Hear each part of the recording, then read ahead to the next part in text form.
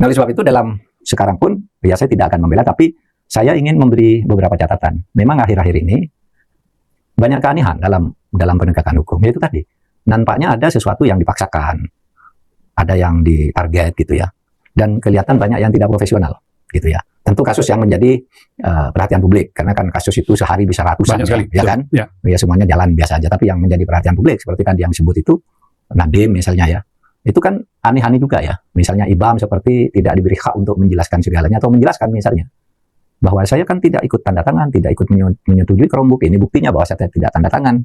Gitu kan, terus kenapa dipaksakan dia harus dianggap berperan menentukan itu? Dengan dituntut yang besar 22,5 tahun kan? Bisa. Si Nadiem juga kan, dia kan pembuat kebijakan yang tidak tahu urusan uang, artinya urusan anggaran, kan ada PPK, ya kan? Jadi pejabat pembuat kontrak ya pokoknya itulah. Komitmen, pejabat pembuat komitmen yang kemudian melahirkan kontrak. Kan itu yang menentukan uang kemana, dari mana, dan seterusnya gitu. Nah, Nadiem nggak ikut di situ. Dan itu di pengadilan sudah berusaha diungkap, tapi kelihatannya penuntut umum maupun hakim tidak mau mengarah ke sana untuk membuka kebenaran yang kelihatannya tidak mau mengarah ke sana gitu ya. Tapi kita lihat besok, kan kita belum tahu, vonisnya belum turun. Kita baca nanti pertimbangannya kayak apa. Kalau IBAM katanya informasi yang saya dengar tanggal 12 Mei, Pak. Kita rekaman ini tanggal 11 Mei, kemungkinannya besok vonisnya turun. Ya kita lihat ini ya. Tentu kita tidak boleh mengintervensi pengadilan, tapi logika hukum. Hukum itu kan public common sense juga, rasa keadilan publik juga, logika publik, apalagi zaman sekarang gitu, itu akan menentukan orang akan bisa memberi orang mengantar pada kesimpulan seharusnya begini, seharusnya begitu, sehingga demoralisasi terhadap proses peradilan itu bisa terjadi kalau memang itu tidak benar gitu. Nah, itu aja yang saya lihat ya dari proses-proses selama ini. Ya, dari sidang yang muncul dari beberapa kasus itu, Pak, orang jadi menyimpulkan dari yang saya baca ya, ini kesannya dugaan publik itu kok jaksa menahan dulu orangnya, tersangka dulu, lalu kemudian setelah itu baru dibangun konstruksi hukum. Ya, itu kan itu yang sering saya katakan, ini bagaimana sih? Orang ditangkap dulu, sudah diumumkan, itu kan jelas. Saya beri contoh yang Pertamina itu, yang oplosan. Kan jelas itu. Jaksa Agung mengatakan kerugian negara selama 5 tahun sekian, lalu disampaikan lagi ke DPR bahwa itu oplosan. Nah, tiba-tiba di dakwanya tidak ada sama sekali oplosan. Kasus lain itu pun ya sebenarnya masih bisa diperdebatkan, karena kasus lain itu kan artinya dia mengubah kontrak di tengah jalan. Padahal perubahan kontrak itu sudah dikonsultasikan dengan BPKP, sudah juga dengan KPK, oke gitu. Nah, tiba-tiba ada temuan korupsi, ya bisa saja kalau memang itu terjadi ya. Tetapi kan tetap aneh, orang ditangkap dulu lalu dicari alasan hukum. Persis, Pak. Dan saya potong sedikit, Pak. Menjadi serius masalahnya karena ketika dia disangka itu diumumkan bahwa korupsinya besar, bahkan dikatakan bahwa dalam 5 tahun dia mencapai 1.000 triliun. Jadi orang jadi semacam dongkol marah kepada mereka. Padahal ternyata dakwaan itu hilang di pengadilan. Dakwaannya hilang, jadi tidak fair. Menurut saya pengadilan seharusnya tidak boleh begitu. Pengadilan itu harus transparan dan akuntabel. Dan sekarang itu disinyalir banyak juga aparat penegak hukum itu yang punya anggaran untuk memainkan medsos juga. Anggaran medsos sekian kan ada tuh ya, satu gerakan yang kadang kalau ini satu menyalahkan terus atau membenarkan terus gitu, tanpa melihat perkembangan peradilannya. Menurut saya peradilan itu harus kokoh gitu ya. Kejaksaan, kepolisian harus kokoh. Nggak usah terbawa oleh medsos, seumpama diserang medsos. Tapi juga nggak usah membuat tentara medsos untuk melawan itu. Itu kan akan lebih berwibawa. Kalau begitu, pengadilan. Jangan terpengaruh pada opini yang ditentukan. Masing-masing bisa bikin opini, Pak. Iya, masing-masing bikin opini. Terdakwanya juga masing-masing bikin opini, kan, Pak? Iya, jalan aja sendiri, gitu. Waktu saya jadi hakim dulu sama kok, opini sudah simpan dari sana, dari sini, saya tidak peduli aja. Pokoknya ini yang benar, sudah selesai, ya selesai ternyata, gitu. Semuanya oke, tidak menimbulkan beban. Kalau ini kan, lalu menimbulkan diskusi berkepanjangan tentang apa yang disebut, atau ditudingkan ketidakadilan, karena selalu dicari. Itu dipolitisasi itu, gitu. Itu pesanan politik. Tapi saya berpikir, Nadiem ini tidak punya musuh politik. Iya, tak? Nadiem ini musuh politiknya siapa? Anda ada. Dengan Pak Jokowi baik-baik, dan Pak Prabowo baik-baik, dan Parpol baik, dan DPR baik. Kok lalu dibilang itu karena politik apa enggak ada? Atau mungkin pertimbangan bisnis? Ya saya tidak tahu. Makanya saya bilang harus profesional, gitu. Harus profesional. Kalau pengadilan, karena bahaya masa kedepannya orang akan begitu semua kan? Ada kasus dibuat begini lagi, nanti orang tidak salah disalahkan lagi, tidak berkutik. Kenapa? Karena jawabannya ya, ketika nangkap orang, saya enggak jawab nanti di pengadilan, kan gitu kan? Sesudah di pengadilan, kalau enggak bisa gitu. Kalau enggak puas naik ke pengadilan tinggi, kan gitu. Orang disuruh jawab ke atas, sementara hakim-hakimnya tuh nampaknya ada beban psikologis di beberapa kasus ya. Terasa kan kalau hakim itu sepertinya terancam gitu ya oleh sesuatu, kan bisa saja ya. Kita kan tidak ada kasus-kasus awal reformasi dulu kan, hakim pada takut kan, jaksa juga takut karena kamu dulu lakukan gitu, ini gitu. Sehingga menatanya itu lama. Nah sekarang muncul yang kayak gitu lagi ya menurut saya perlu diperbaiki lah, perlu diperbaiki. Ya teman-teman, memang ketika Nadiem Makarim ini teman-teman dituntut 18 tahun penjara oleh JPU teman-teman, maka menjadi heboh karena ada yang pro dengan hal itu, ada juga yang kontra. Ada yang mengatakan bahwa ada begini, dan begini. Nah, salah satunya yang disampaikan oleh Mahfud MD, teman-teman, ya, kata Mahfud MD tidak membela, tapi dia memberikan catatan-catatan bagaimana dengan penegakan hukum, ya, baik itu jaksa, hakim, dan juga lain sebagainya. Nah, tentu memang yang kita harapkan adalah penegakan hukum yang seadil-adilnya. Siapa yang salah itu yang dihukum, dan yang tidak salah jangan dihukum. Oke, kita lihat teman-teman bagaimana tuntutan terhadap Nadiem Makarim ini yang dituntut 18 tahun penjara. Ya, Nadiem Makarim adalah mantan Menteri Pendidikan, Ristek dan Kebudayaan di zaman pemerintahan Pak Jokowi. Dan memang teman-teman ketika Nadiem Makarim ini ya ada dalam persidangan, maka nama Pak Jokowi disebut-sebut di sana karena katanya yang dia lakukan adalah dari ya kebijakan dari seorang presiden, karena ya memang menteri itu tidak memiliki visi misi. Yang memiliki visi misi itu adalah seorang presiden, dan visi misi yang pekerjaan yang dikerjakan oleh seorang menteri itu adalah visi misi dari seorang presiden. Nah, makanya pantas saja memang ya nama Pak Jokowi sering disebut, tapi ya sampai sekarang Pak Jokowi juga belum pernah dipanggil atau memberikan keterangan. Oke, di sini dikatakan mengapa Nadiem Makarim dituntut 18 tahun penjara.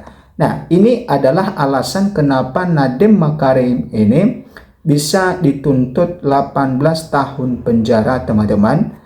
Ya, sangat lama sekali. Kalau kita melihat dulunya tuntutan jaksa kepada ya pelaku korupsi timah ya yang hampir 300 triliun, 271 triliun, maka kalau tidak salah 6 tahun apa 8 tahun tuntutan jaksa, tetapi oleh karena banding maka diberikan 20 tahun. Nah, ini sangat besar sekali dengan Nadiem Makarim ini 18 tahun penjara tuntutan. Oke, kasus apa yang membuat Nadiem Makarim dituntut hingga 18 tahun penjara? Nah, dalam berkas dakwaan ex-Menteri Pendidikan, Kebudayaan, Riset dan Teknologi atau Mendikbudristek, yaitu Nadiem Anwar Makarim yang dibacakan di Pengadilan Tindak Pidana Korupsi Tipikor Jakarta Senin 5 Januari tahun 2026.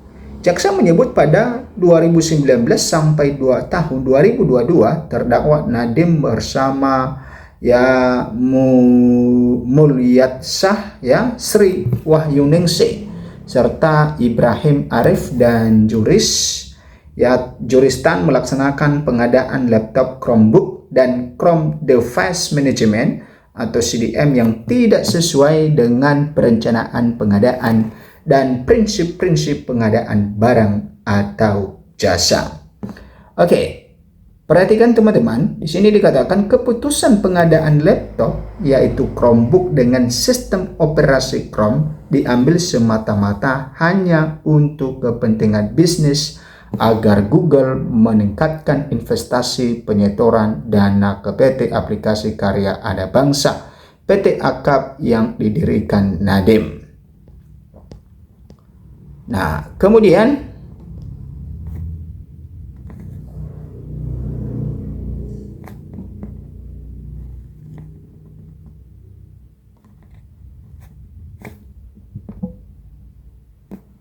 ya, teman-teman, kita lihat di sini bahwa bagaimana JPU bongkar fraud kerah putih dalam kasus Nadiem Makarim. Ya, JPU bongkar skema fraud kerah putih dalam kasus Nadiem Makarim.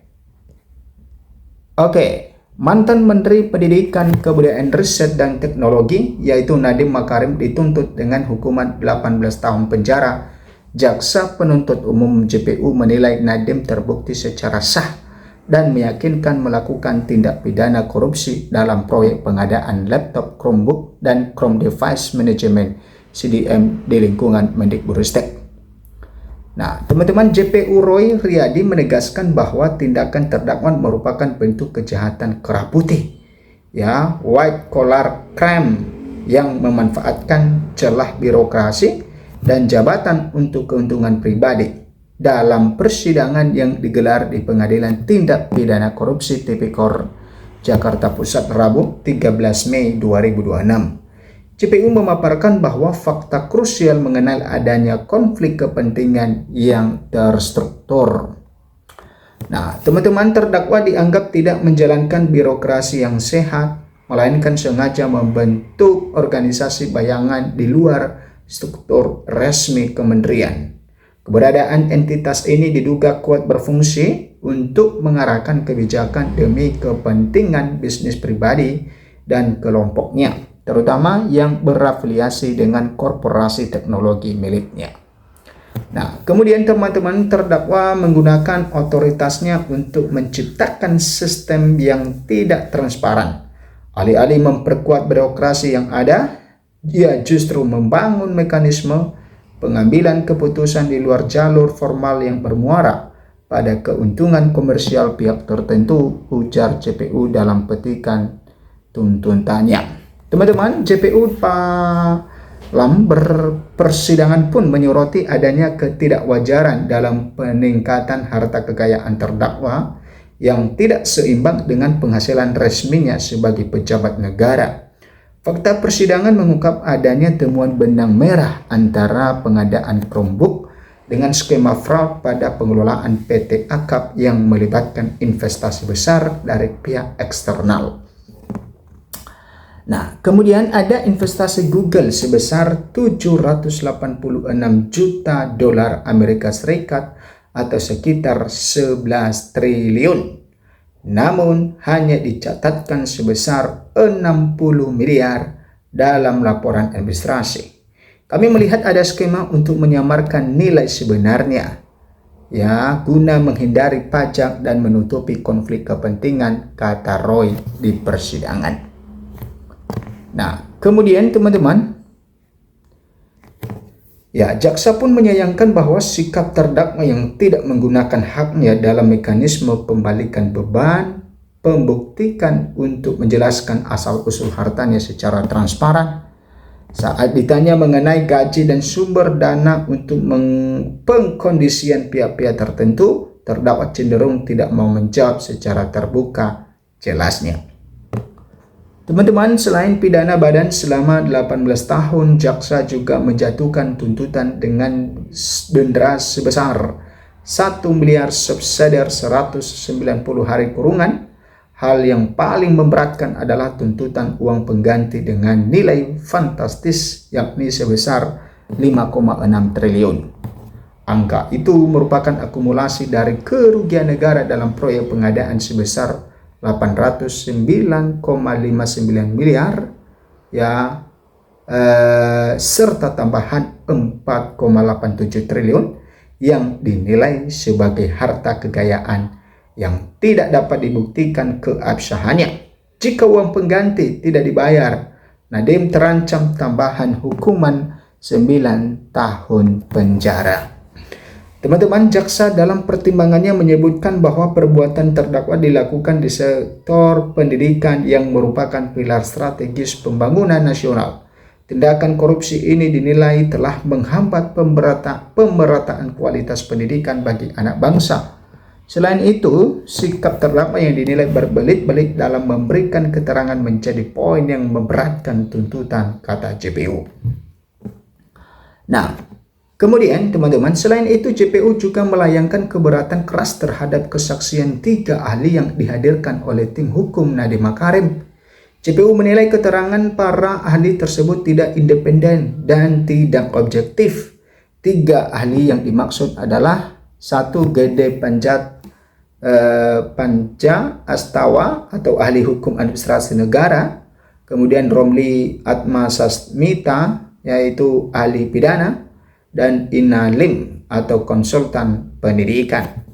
Secara spesifik, JPU Roy Riyadi menyoroti latar belakang ahli pidana Romli Atmasasmita. Jaksa mengungkapkan adanya hubungan kekerabatan yang dinilai kesaksian di persidangan, ahli Romli Atmasasmita memiliki hubungan keluarga, yakni merupakan ayah kandung dari 3 anggota tim penasihat hukum terdakwa Nadiem yang tergabung dalam ADP Law Firm, ungkapnya.